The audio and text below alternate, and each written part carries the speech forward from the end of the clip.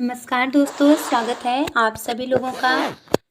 कैसे हैं आप सभी लोग और आप सभी लोगों की तैयारी कैसी चल रही है? दोस्तों, आज हम भारतीय अर्थव्यवस्था में नियोजन एवं पंचवर्षीय योजनाएं पढ़ेंगे। तो दोस्तों, ज़्यादा ना बोलते हुए शुरू करते हैं अपना टॉपिक नियोजन एवं पंचवर्षीय योजनाएं वन लाइनर फैक्ट में।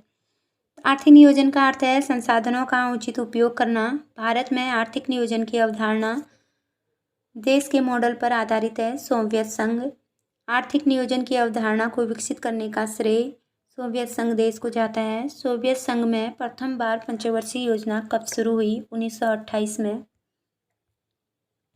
अगला देख लेते हैं। भारत में आर्थिक नियोजन प्रणाली शुरू करने का श्रेय सर विश्वेश्वरैया को जाता है। प्लांट इकोनॉमी फॉर इंडिया के लेखक विश्वेश्वरैया हैं। बम्बई योजना 1944 में शुरू हुई थी। बम्बई योजना 15 वर्षीय थी। साम्यवादी सिद्धांत पर आधारित जन योजना का सृजन एम.एन. रॉय ने किया था। 10 वर्षीय जन योजना कब प्रस्तुत की गई थी? 1944 में। गांधी जी के आर्थिक दर्शन पर आधारित गांधीवादी योजना को कब प्रस्तुत किया गया था? अप्रैल 1944 में। गांधीवादी योजना का सृजन किसने किया था? मन्ना नारायण ने किया था। अहिंसात्मक ढंग से शोषण विहीन समाज की स्थापना मुख्य उद्देश्य वाली सर्वोदय योजना का प्रकाशन 30 जनवरी 1950 को किया गया था। सर्वोदय योजना का विकास जयप्रकाश नारायण ने किया था। आगे देख लेते हैं। पंडित नेहरू की अध्यक्षता में आर्थिक नियोजन समिति का गठन 1947 में किया गया। राष्ट्रीय नियोजन में रोलिंग प्लान की अवधारणा जनता सरकार द्वारा की गई। सर्वोदय योजना का विकास जयप्रकाश नारायण ने किया। कोलंबो योजना की अवधि 1951 से 1957 रही। योजना आयोग का गठन 15 मार्च 1950 को हुआ। वर्तमान में योजना आयोग को नीति आयोग के नाम से जाना जाता है। प्रधानमंत्री नरेंद्र मोदी ने इसका नाम चेंज कर दिया है। जिसके अध्यक्ष प्रधानमंत्री होते हैं। वर्तमान में इसके अध्यक्ष नरेंद्र मोदी हैं। योजना आयोग के अध्यक्ष भी प्रधानमंत्री थे। प्रथम योजना आयोग अध्यक्ष जवाहरलाल नेहरू थे। योजना आयोग किस तरह की संस्था है? योजना आयोग एक अर्ध संवैधानिक राजनीतिक संस्था है। प्रथम पंचवर्षीय योजना का कार्यकाल 1951 से 56 रहा। देश के प्रथम पंचवर्षीय योजना किस मॉडल पर आधारित है? हैरोल्ड डोमर मॉडल पर आधारित है। प्रथम पंचवर्षीय योजना में किसे प्राथमिकता दी गई थी? कृषि को प्राथमिकता दी गई थी। सिंदरी उर्वरक कारखाना या सिंदरी उर्वरक कारखाना, चितरंजन इंजन कारखाना, भारतीय टेलीफोन उद्योग, पेंसिलिन फैक्ट्री की स्थापना किस योजना के अंतर्गत हुआ था? प्रथम पंचवर्षीय योजना के। द्वितीय पंचवर्षीय योजना का मॉडल आधारित था पीसी महानोबिस मॉडल पर। दूसरी पंचवर्षीय योजना का कार्यकाल था 1956 से 61 तक। दूसरी पंचवर्षीय योजना में इस्पात संयंत्रों की स्थापना की गई थी। राउरकेला उड़ीसा में जो जर्मनी के सहयोग से बनाई गई थी। भिलाई छत्तीसगढ़ में जो रूस के सहयोग से बनाई गई थी। दुर्गापुर पश्चिम बंगाल में जो ब्रिटेन के सहयोग से बनाई गई थी। अगला देखते हैं। किस पंचवर्षीय योजना में 3 लौह इस्पातों के केंद्र इस्पात स्थापित किए गए? द्वितीय पंचवर्षीय योजना में। द्वितीय पंचवर्षीय योजना का उद्देश्य क्या था? समाजवादी समाज की स्थापना करना था। द्वितीय पंचवर्षीय योजना में किसे प्राथमिकता दी गई थी? भारी उद्योग और खनिज को। प्रथम में कृषि को प्राथमिकता दी गई थी। द्वितीय में भारी उद्योग को। तीसरी पंचवर्षीय योजना कब शुरू हुई? 1961 से 1966 में। इस योजना की विफलता के कारण 3 वर्ष तक योजना अवकाश रहा, जो तीसरी योजना थी। तीसरी पंचवर्षीय योजना का उद्देश्य था अर्थव्यवस्था को आत्मनिर्भर बनाना। किसी भी योजना के दौरान कृषि क्षेत्र में हरित क्रांति आरंभ नहीं हुई, क्योंकि कृषि क्षेत्र में हरित क्रांति का आरंभ जब हुआ था तब 1966 से 67 ईस्वी में हुआ था। तब योजना अवकाश चल रहा था। यानी कि योजना अवकाश के दौरान हरित क्रांति आरंभ हुआ था। रोलिंग प्लान या अनवरत योजना को भारत में लागू करवाने का श्रेय डी.टी. लकड़वाला को जाता है। भारत में कौन सी पंचवर्षीय योजना समय से पहले समाप्त हो गई थी? 5वीं पंचवर्षीय योजना, ये सिर्फ 4 साल रही। अगला देख लेते हैं। तीसरी पंचवर्षीय योजना के असफलता के मुख्य कारण थे भारत चीन युद्ध। किस काल में योजना अवकाश के नाम से जाना जाता है? 1966 से 69 तक का योजना अवकाश के नाम से जाना जाता है। योजना अवकाश के प्रमुख कारण थे भारत पाक युद्ध व अकाल। चौथी पंचवर्षीय योजना का उद्देश्य था विकास तथा आर्थिक निर्भरता। चौथी पंचवर्षीय योजना किस मॉडल पर आधारित थी? ओपन कंसिस्टेंसी मॉडल पर आधारित थी। ओपन कंसिस्टेंसी मॉडल किसने तैयार की थी? अशोक रुद्र तथा LNS मात्रे ने तैयार की थी। 14 बैंकों का राष्ट्रीयकरण MRTP अधिनियम तथा बफर स्टॉक की धारणा से किस पंचवर्षीय योजना के दौरान लागू हुई थी? चौथी पंचवर्षीय योजना के दौरान लागू हुई थी। किस पंचवर्षीय योजना के अंतर्गत हरित क्रांति का जन्म हुआ था?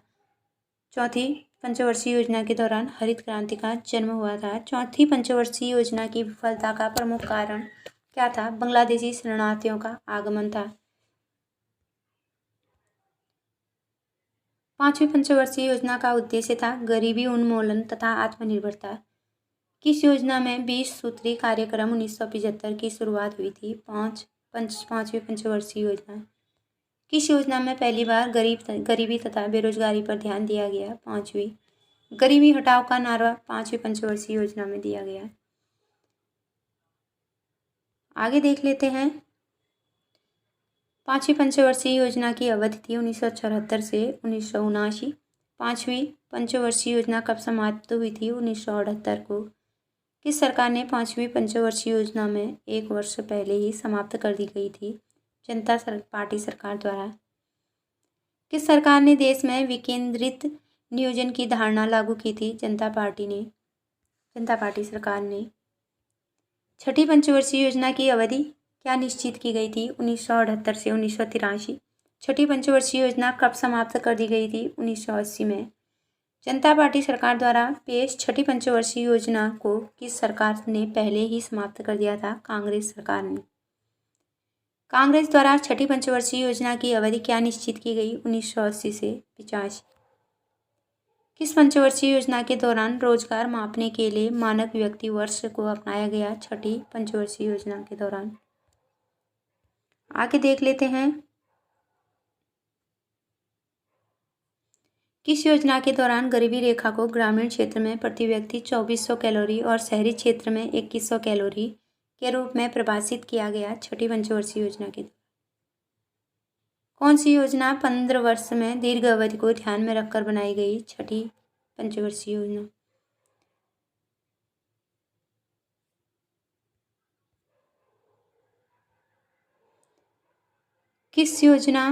किस पंचवर्षीय योजना में अनवरत योजना रोलिंग प्लान का नाम दिया गया? छठी पंचवर्षीय योजना को।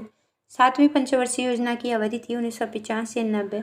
7वीं योजना का प्रमुख उद्देश्य था उत्पादकता को बढ़ावा देना, रोजगार व देश तकनीकी विकास को बढ़ावा देना। भारत में शून्य आधारित बजट प्रणाली किस पंचवर्षीय योजना में लागू की गई? 7वीं। जवाहर रोजगार योजना कार्यक्रम किस योजना में प्रारंभ हुआ? 7वीं। 8वीं पंचवर्षीय योजना का कार्यकाल 1992 से 97 रहा।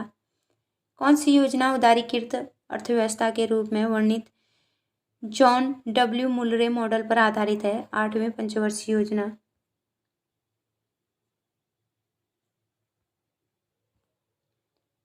अगला देख लेते हैं।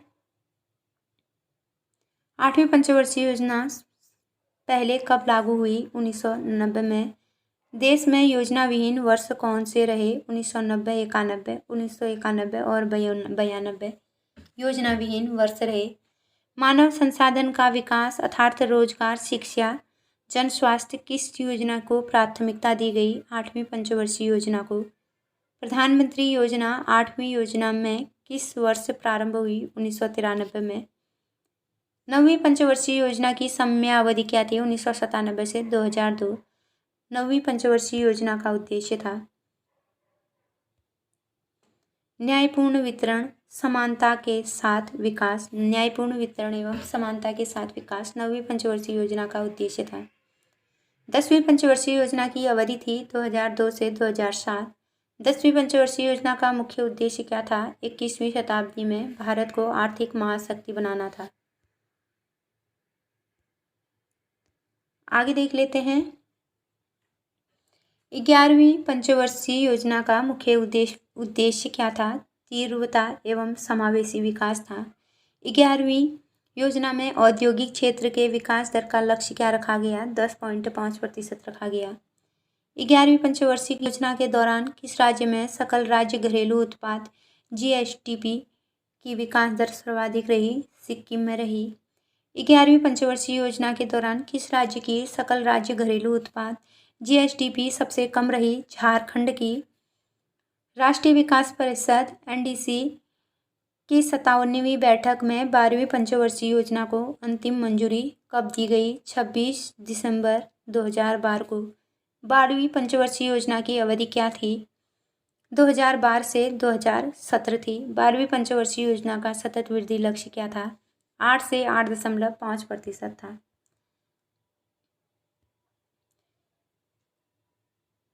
आगे देख लेते हैं। भारत में योजना निर्माण हेतु केंद्रीय निकाय कौन सा है? नीति आयोग है। नीति आयोग के अध्यक्ष प्रधानमंत्री होते हैं। राष्ट्रीय विकास परिषद का गठन 6 अगस्त 1952 में हुआ था। राष्ट्रीय विकास परिषद के अध्यक्ष भी प्रधानमंत्री होते हैं। संविधान के किस अनुच्छेद के अनुसार योजना आयोग का गठन किया गया और भारतीय संविधान के नीति निर्देशक सिद्धांतों से लिया गया? अनुच्छेद 39 में।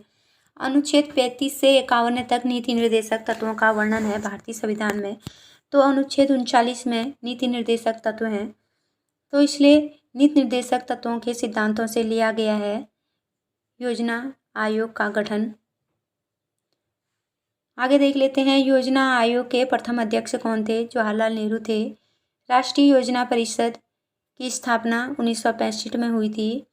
राष्ट्रीय विकास परिषद के सदस्य कौन कौन होते हैं? सभी राज्यों के मुख्यमंत्री होते हैं और योजना आयोग के सदस्य होते हैं। एक बार और देख लेते हैं इस क्वेश्चन को। राष्ट्रीय विकास परिषद के सदस्य कौन होते हैं? राष्ट्रीय विकास परिषद के सदस्य सभी राज्यों के मुख्यमंत्री होते हैं और योजना आयोग के सदस्य होते हैं। अगला देख लेते हैं। पंचवर्षीय योजना का अंतिम अनुमोदन कौन करता है? राष्ट्रीय विकास परिषद करता है। योजना आयोग के स्थान पर नीति आयोग का गठन 1 जनवरी 2015 को किया गया था। नीति आयोग के अध्यक्ष कौन होता है? प्रधानमंत्री होता है। अब देख लेते हैं कृषि एवं संबद्ध क्षेत्र। गेहूं की प्रति हेक्टेयर उत्पादकता में सर्वाधिक राज्य है पंजाब। विश्व में सबसे बड़ा चावल निर्यातक देश भारत है।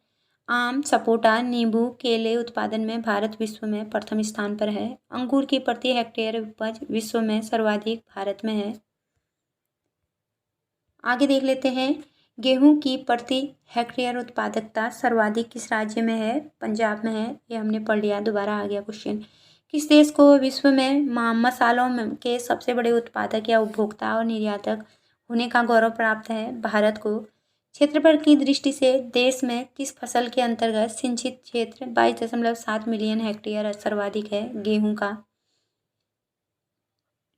चीनी का सबसे बड़ा उपभोक्ता तथा ब्राजील के पश्चात दूसरा सबसे बड़ा उत्पादनकर्ता भारत है। प्रथम ब्राजील है। विश्व में काजू का तीसरा सबसे बड़ा उत्पादक एवं सबसे बड़ा निर्यातक देश भारत है। राष्ट्रीय डेयरी अनुसंधान संस्थान करनाल में स्थित है, जो हरियाणा में है। 2 मई 2014 को वयस्क भैंस की कोशिकाओं से विश्व की पहली क्लोन कटिका का जन्म कराया। इसका नाम लालिमा रखा गया था। अगला देख लेते हैं। देश में सघन पशु विकास कार्यक्रम कब चलाया गया था? 1964-65 में चलाया गया था। श्वेत क्रांति संबंध है दुग्ध उत्पादन से। इसे ऑपरेशन फ्लड के नाम से भी जाना जाता है। ऑपरेशन फ्लड के सूत्रधार थे वर्गीज कुरियन। ऑपरेशन फ्लड का कार्यक्रम राष्ट्रीय डेयरी विकास बोर्ड द्वारा प्रारंभ किया गया 1970 में। दूध उत्पादन में तीव्र वृद्धि क्या कहलाती है? श्वेत क्रांति कहलाती है। वर्तमान में भारत में विश्व दुग्ध स्थान में प्रथम स्थान है। मांस उत्पादन एवं निर्यात में सबसे बड़ा केंद्र मुंबई है। भारत में कीचड़ केकड़ा अधिक पकड़ा जाता है। कहाँ पकड़ा जाता है? चिल्का झील, पुलिकट झील और वेम्बनाड झील में, साउथ में है ये सब। चिल्का झील उड़ीसा में है, पुलिकट झील तमिलनाडु में है, वेम्बनाड झील केरल में है। आगे देख लेते हैं, भारत में जीवित केकड़ों का निर्यात किस बंदरगाह से अधिकांशतः सिंगापुर को किया जाता है? चेन्नई बंदरगाह से सिंगापुर को किया जाता है। तमिलनाडु के किस द्वीप में घोंगा मछलियाँ पकड़ी जाती हैं? कुमारी द्वीप में। केंद्रीय मत्स्य पालन और समुद्री इंजीनियर प्रशिक्षण संस्थान कहाँ स्थित है? कोच्चि केरल में स्थित है। देश में उर्वरकों का सबसे अधिक उपयोग किस राज्य में है? पंजाब राज्य में है। आगे देख लेते हैं, हरित क्रांति शब्द का प्रयोग सबसे पहले किसने किया था? विलियम गेंट ने किया था। सबसे पहले हरित क्रांति का प्रारंभ रॉकफेलर फोर्ड फाउंडेशन मैक्सिको के संचालन में किस दशक में हुआ था? 1950 के दशक में हुआ था। इसका श्रेय डॉक्टर नॉर्मन बोरलॉग का जाता है। हरित क्रांति का विश्व स्तर पर डॉक्टर नॉर्मन बोरलॉग को जाता है और भारत में स्वामीनाथन को जाता है। हरित क्रांति के फलस्वरूप मुख्यतः किन फसलों को के प्रति हेक्टेयर उत्पादन एवं कुल उत्पादन में काफ़ी अधिक वृद्धि हुई थी? गेहूँ, मक्का, गन्ना, बाजरा का। गेहूँ, गन्ना, मक्का, बाजरा का। तिलहन उत्पादन कार्यक्रम में 23 राज्यों में कितने जिले शामिल हैं? 337 जिले शामिल हैं। पारियोगिक फसल बीमा योजना का शुभारंभ कब किया गया था? 1974 और 75 में किया गया था।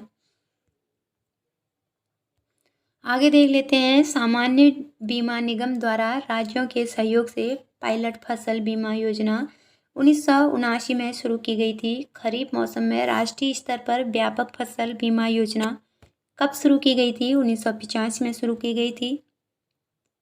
राष्ट्रीय कृषि बीमा योजना का उद्देश्य है क्या था या क्या है? प्राकृतिक तथा स्थानीय आपदाओं से कृषकों को बचाना।